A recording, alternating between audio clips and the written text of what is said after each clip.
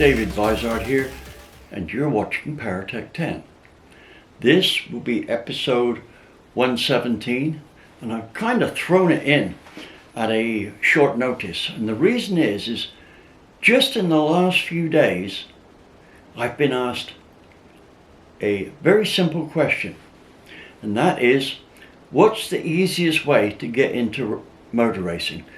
Well, you know, I've spent all this time telling you how to make your car better or your machine better in one way or another. But now I'm going to tell you what you need to do to get started in motorsport for serious. My position here as a giver of advice is based on the fact that I've set track records on every single track I've raced on bar one. That track always had wet weather every time we went there, and that was Llandau in Wales, right?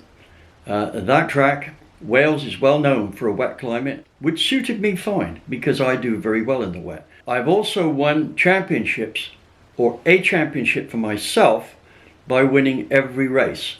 So I think that kind of qualifies me as a reasonable instructor.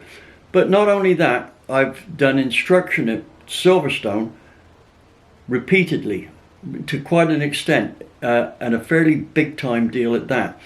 Usually helped by my then partner in crime, Mike Lane. And what we would do is we would rent the track for our test day, and then we would sublet it to people who wanted to go on the track, and that would pay for our renting the track overall. So I got to do quite a bit of instruction there. Now, I've been told that I'm a very good instructor. I've been told that by a well-known magazine editor who's been to a lot of schools to learn how to drive. And he said he learned more in 4 hours with me teaching him than he learned in all the other track days that he's had instruction put together. That's a very good compliment. Not sure how well I deserve it, but hey, I got it. So I'm going to put that in the bank and use that as collateral.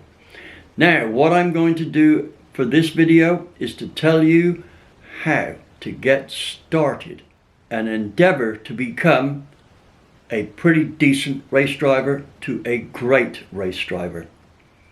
And I'm going to look at mostly road racing, drag racing, with a little bit of circle track thrown in, and maybe a bit of off-road as well. Let's get started on that.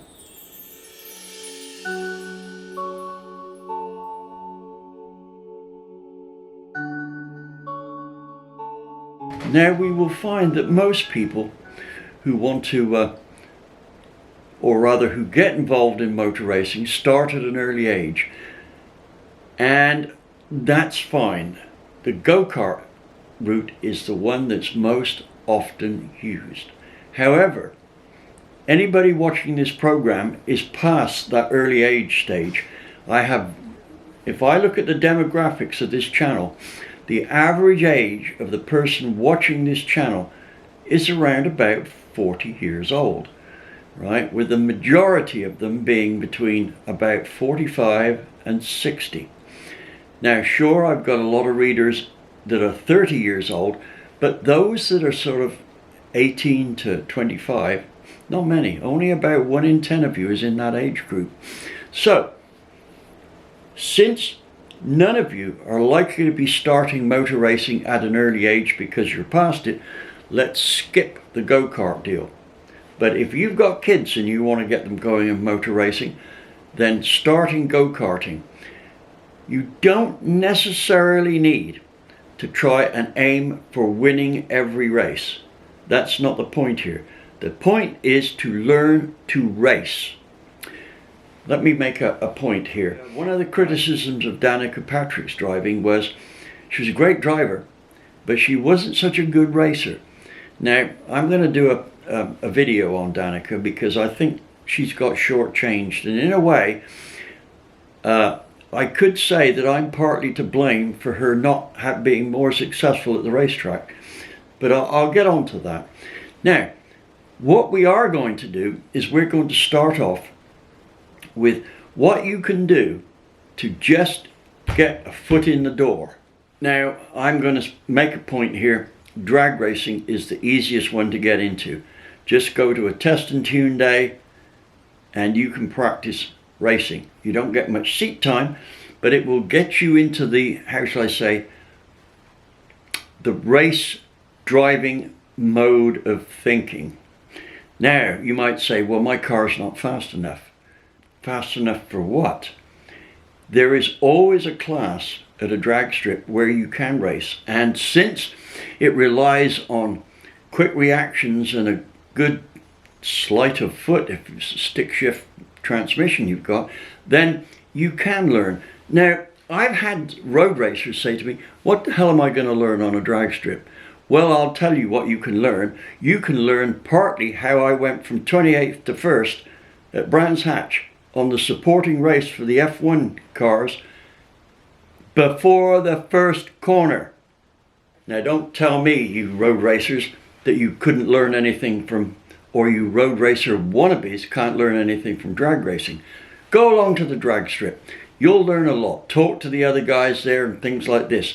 You don't have to have a fast car, but you do have to make sure that you understand the car you are using and what it will take to just tune the fine edge into it.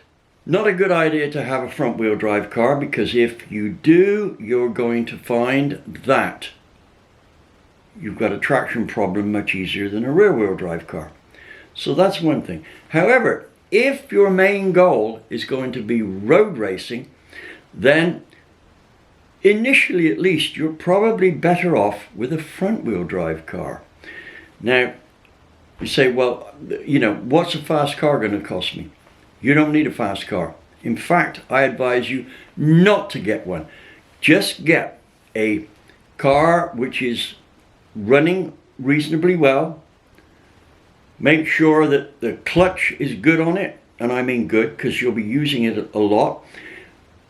Put new tires on it unless they're already very new on there, because if they're cracked, you don't want a tire blowing when you're trying your hardest around a corner. That would not be good for your deal. And what you're going to do is you're not going to race this car, you're going along to track days. This is when a club will hire a track for the day. So you'll need to join a local motor club. Best way to do that is to Google local motor clubs. Find out which ones go where, why and when. Now, it doesn't matter if you have a car which is not what their club regularly has. It's not a big deal. They'll let you in. Maybe the Yellow Mustang Club owners won't, but if you've got, say, yellow cobalt like I've got, they might, but for the most part they'll let you in. What you need to do here is to go out and find yourself a reasonable car. Something around about 2 liters. Doesn't have to be the fastest thing under the sun. In fact, like I said, better it's not. Why? Because this is going to teach you how to maintain energy. If you've got a big powerful car like a Cobra, you don't give a rat's about maintaining energy. You have all this horsepower available. So if you're a bit slow entering or exiting a corner, you can probably make up for it with the powerhouse you've got in front, except if you're racing another Cobra, that the guy is better than you. But for most other cars, a big horsepower car is not so fussy about maintaining energy. Now, what I would suggest is a car which has a top speed of maybe 110, 115 at most. Make sure it's all good. Now, what do you do to prep it? Well, first off, prep yourself. Get a helmet and some clothes which are not likely to burn, like a cotton shirt, t-shirt, not nylon, cotton, and denim jacket and jeans, right? And some driving gloves. Now, that's the first thing. Now, you can do a track day on that, but I advise more safety equipment. A bolt-in roll cage is a good idea. There's plenty out there. if you can get a roll cage that's a hoop over here and a bar going down so that if it does roll over, it doesn't crush where the driver is. That's a minimum. Now, let's move on to the next step. Unless you're a real wuss of a driver, you will need brakes. The first thing to do will be to get some brakes from a website specializing in brakes. You need to have brakes which are able to take the heat of repeated stops from high speeds. Now, these brakes may be a bit, how shall I say, not very responsive first thing in the morning. So you'll have to watch that because they need to warm up. But that's safer than running out of brakes on the track. Let's move on to tires.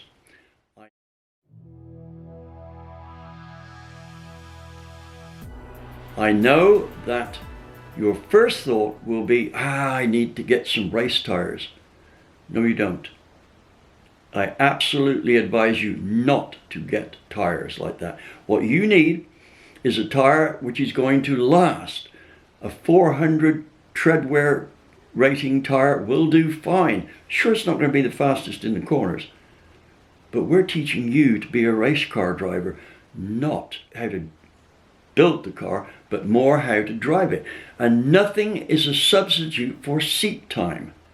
You've got to learn two things. One, how to drive the car, and two, how to race. There's a big difference. Now, let's look at steering wheels. When I was a kid, the big deal was to look racy, you'd have one of those small Formula One wheels. Don't follow what everybody else does. If you do, all you will do is achieve what everybody else does. And what you want to achieve is the first place. Only you do that. So a big steering wheel is usually much better. And also, you don't want a plastic steering wheel. If you do, get some bike handlebar tape and wrap around the steering wheel so it has a thick grip. And I'm talking about big, spongy, thick, sweat-absorbing grip. Now the next thing is seating. Your best bet is to get something which wraps around you and all that.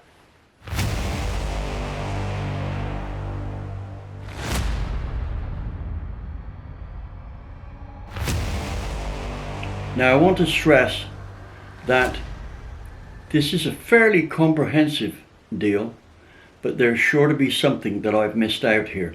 So if you see something I've missed out, then please put it in the comments. Start it off with capital letters. DV, you missed this. There is so much to know. Not difficult to know, but there's so much to know to be a race car driver.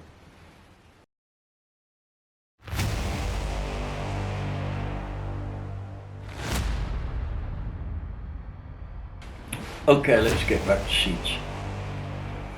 Obviously, if you pick a car which has those bench seats that go right across the car with no contouring in them whatsoever, you've picked an instant loser. So when you're looking for a car, consider a bench seat is not an option for the front of the car, as you will have to take that seat out and put in something that's got some contouring. Now let me tell you about the contouring on seats. You might think that its principal objective is to hold you in the corners. No. You do need contouring to hold you in the corners, but your seat belts become the primary deal for you to winch yourself down into the seat. And whatever contouring is there, even if it's minimal, when you've winched yourself down into the seat so that the seat belt is so tight you can't put your hand under it, you will find that that is more than adequate to hold you in the corners on a car with 400 tread wear tires. In fact, it'll hold you in on a sedan even with race tires on. The reason we see seats with all the side deals on the seat and all the extensive bucketing, is to contain the driver from a impact, especially a side impact, which is quite common in racing. I mean, I'm guessing now probably 35% of the crashes are hard side impacts. You do not want to go ricocheting around. Now, the beauty about modern cars is they have a side impact deal in the doors. Yes, you could take them out to lighten the car, but my recommendation is don't. Leave them in there. Now, as for getting seats, you can get seats which are really bent aluminum and have a very, very thin padding on, right? You know, maybe only like this. And they're cheap. They will get the job done, but if you're going to go out on a track day, you may be in the car, sitting in the car throughout the day for a couple of hours. Those kind of seats will make you ache. What you want is a seat with plenty of cushioning on. And if you can get one that's a wraparound one, fine. If you can afford a race seat, you can get them relatively cheaply. I've seen them as little as $250. There's more than just price to a seat though. You need it to be good and rigid. So my recommendation is to get a seat which is well braced so that it does contain you in event of an impact. Now, expect to pay $500 or so for a seat like that. If you've got single seats, as is often in many more luxury cars, which have a form of bolstering, but they're far from being a race bucket seat. Like I said, it's not as bad as it looks. Your seating, the degree of strength of your seating in its contribution to your driving is more dependent on how you pull yourself back into the seat with the seat belts. So, seats with some contouring are not the end of the world. It becomes a seatbelt issue. And I think that's about all that I need to say on that. There's plenty of seats you can get on there. Just like I said, Google it and go for it.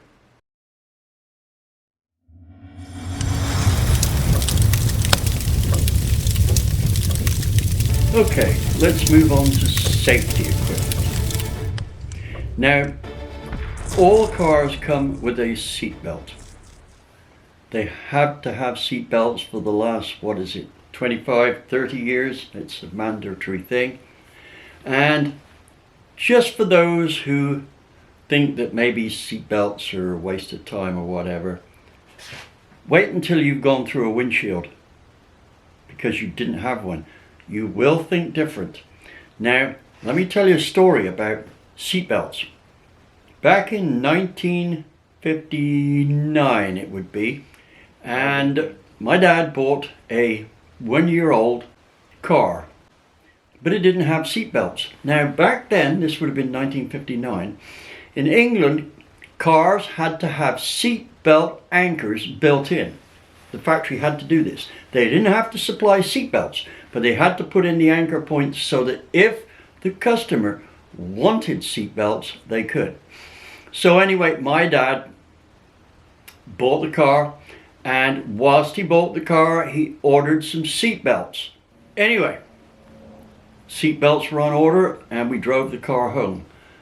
About 2.5 weeks of ownership, or thereabouts,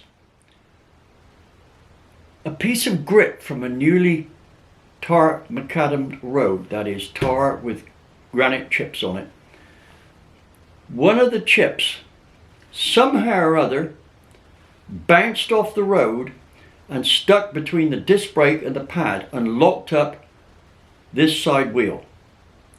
The car went straight off the road into a willow tree that was probably 400 years old and about this thick. It didn't move. I went through the windshield. I smashed a armored glass windshield with my face. All told, I had 56 stitches in my face and was lucky not to bleed to death before I got to the hospital. The next working day, I think the accident happened on a Friday or Saturday. On the Monday, the seatbelts arrived. That's ironic. Now, that's a pretty good lesson for me, never to go anywhere without seatbelts. When we're on a racetrack, the seatbelts become something that should be regarded as mandatory. Now, you may well think, well, I've got the lap and shoulder seatbelts, that if it's all right on the road, it's going to be all right on the track. No, it won't. It will not. It's better than nothing, a lot better, but it's not what you want. The best thing you can do is to get a lap, I don't know if you can still get them, a diagonal and lap belt that are adjustable so that you put it on and you tighten it. That will do for a starter. Won't do forever. Other than that, you can get seat belts.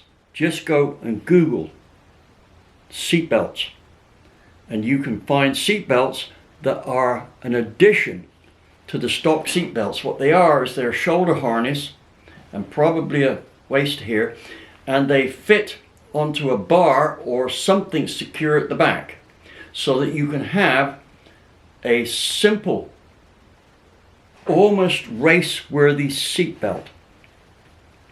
$150. I'll see if I can find a picture and put one in for what you're going to do. That's what I'm doing to my Mustang. I'm putting a bar in behind the seat in the trunk and then running the seat belts through. The back seats will come down, the seat belt will go through where the seat is around the bar. So I will have both the lap and shoulder seat belt on and that one there.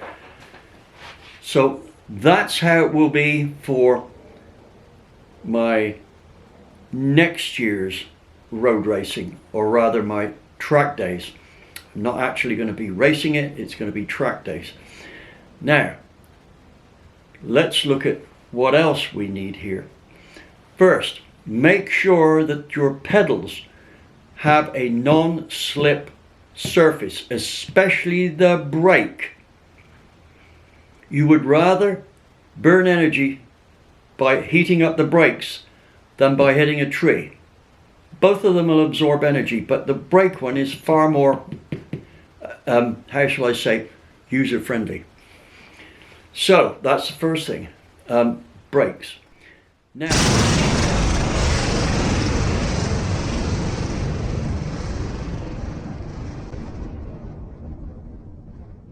most brakes will fade after 2 or 3 laps because they are not meant to be used as a repeated means of stopping. Stop, build speed, stop, build speed, or brake heavily, build speed, brake heavily. So they will fade. You will need to look up some brakes. Get online and look at some race grade brake pads. There's dozens of them out there. I could recommend some companies. I can't think of any offhand. I'm overloaded with data at the moment. But there's plenty out there, and you can get some brakes upgrades very well. Now, StopTech, I used some of their brake discs. They were a huge improvement over the stock ones. Brake discs and a set of their pads, and you'll think you've got race brakes. Now, that may be okay if you've got something like a Cobalt, like I've got, non-supercharged one. That's probably going to work for your brakes, for your track day car. Put that on the front and on the back.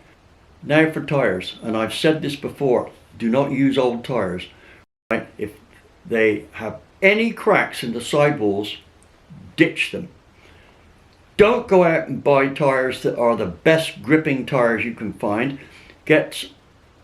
It's seat time you want, not money spending time. You will buy some 400 treadwear tires and you will run those. They will last for probably, let's say for VIR, you'll probably be able to do probably as many as 150 to 200 laps.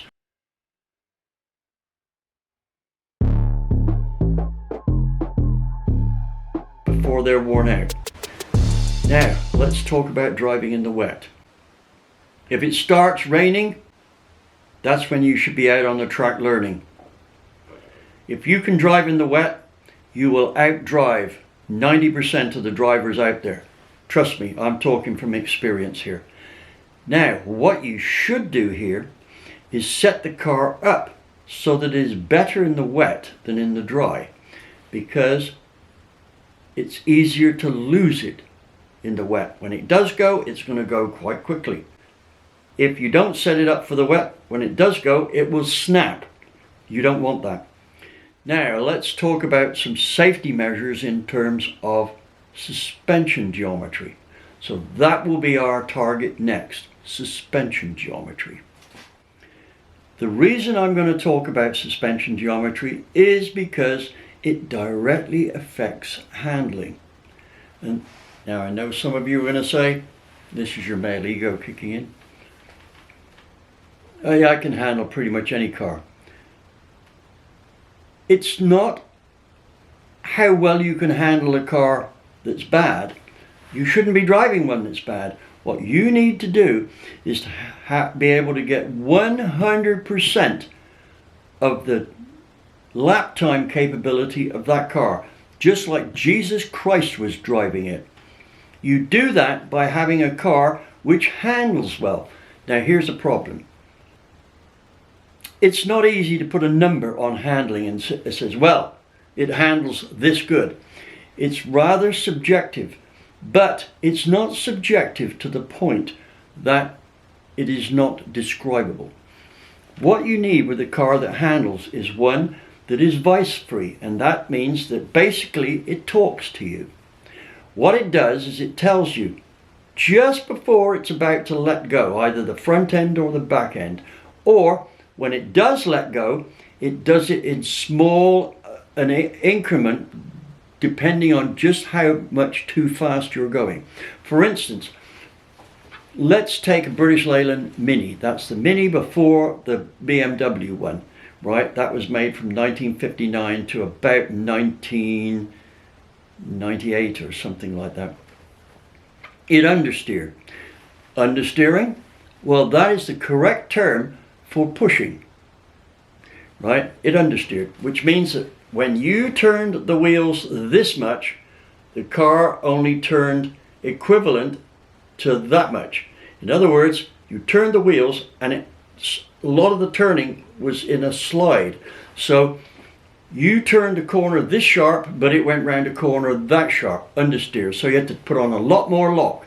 Now, in a way, this is good, because so long as you know that it's going to do that, what you do is you deliberately fling the car into the turn with way more lock than it actually needs. But that takes confidence to do that. Now, I know that I could drive a stock Mini and I could smoke the tires coming into a turn, because I would apply an enormous amount of lock at speeds that were way above what you take a corner at. So it was safe. If I was going to run wide, I'd just lift off slightly and the car would pull in like this. So it's what we would call safe handling. However, it took quite a bit to master it. Now, that doesn't get you the fastest car. That only gets you the fastest driving ability if everybody's car is like that. Let's look at what we would call oversteer. That's what is often called loose, right? The proper term for it, the engineering term, is oversteer. That is when you turn the wheel and the car goes more than you expect from the amount you turn the wheel. In other words, it oversteers. That's because the back is let loose. Now, which is the best to drive? When you're learning to drive, you need a car that has a slight tendency to understeer, but will have the capability to oversteer if you force it to.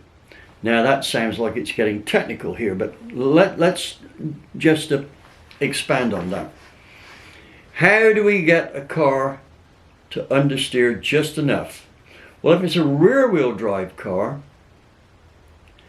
right, the car has a tendency to oversteer anyway. And the way they combat this at the manufacturers is they will put the front wheels with positive camber on it, so that the front wheels do not grip as much as they could. So what happens is they actually delete some of the cornering power of the front wheels so that it matches more or less the back wheels, or even has slightly less grip than the back wheels. So what happens now, with the camber angle like this, the car will understeer, which is what the manufacturers consider to be the safer aspect of the handling for the general public. And that's right, it is. Oversteering car is one that the average Joe will have a crash in. Now I'm sure, oh, that's good coffee. I'm sure that many of you have seen sprinters where they're going around and the back's hanging out. Well, let me tell you, I've got very little experience in sprinters. I did have a go in a midget once, and the one thing, and it was a good handling one, so it was not something I had to spend a lot of time learning. But what I did notice in it is it's set up to go around corners. I actually had to steer it down the straight. When I got to the corner, it wanted to more or less set itself up. You just don't lift off the gas quite as much, and as soon as the back starts coming out, you steer it with the throttle. Now, for me, that was kind of instinctive, because at the point I had my first go in my first and only go in a midget, I had already got umpteen track records to my name, and I got probably 25 years of experience. So when you see those cars driving like that, remember, the car is set up like that. It's got one tire bigger on one side than the other, a lot of stagger. So that tends to make the car pitch out and adopt that attitude. So that, now I don't want to say that it doesn't take skill to do this. It does. My little drive around in a midget was far from it as good as the driver who regularly drove it, who was a master at this. So remember what I've already said about the time it takes to learn a track. I don't suppose I could be as good as this guy until I got at least 8 hours under my belt on that track. Now, what experience have I got that's on a dirt track that's not? Well, I used to have a dirt car, handled very well. The guy that bought it off me, first off, was going to change it all, right? Because he got his setup, and I said, don't change it. We used a computer to do all this. He drove it, and he said he'd never driven a dirt car that handled so well.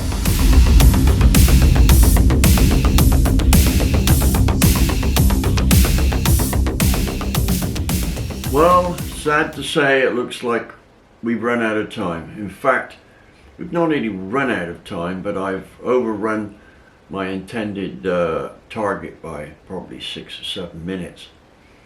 When I started this video, I had no idea that I had so much to tell on the subject. Looking at it, I'd say we're a third of the way through. So, you've got another 2 parts to look forward to. In those parts, I'm going to give you ideas on cornering lines and passing maneuvers and such like.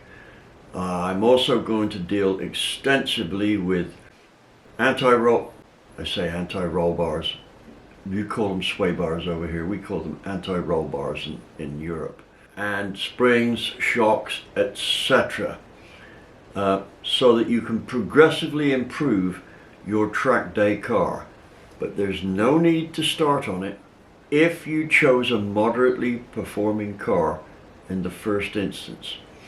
The handling stuff is something that's subjective for all cars, but the actual rate at which it can corner is very dependent on the mechanics of the car. So if you start with something that doesn't corner well, that's actually an advantage, strange as that may seem. Anyway, I want to thank you all for watching, and please don't forget to like, subscribe, and even do one of those dollar deals where you subscribe to our channel backed up with cash. We have got lots of track testing to do next year, and it's going to cost money. We need that money to show you how to do it. It only takes a few dollars from each of you to more than cover our costs, but don't leave it to your fellow subscriber. Do it. Thank you for watching. I'll see you on the next edition.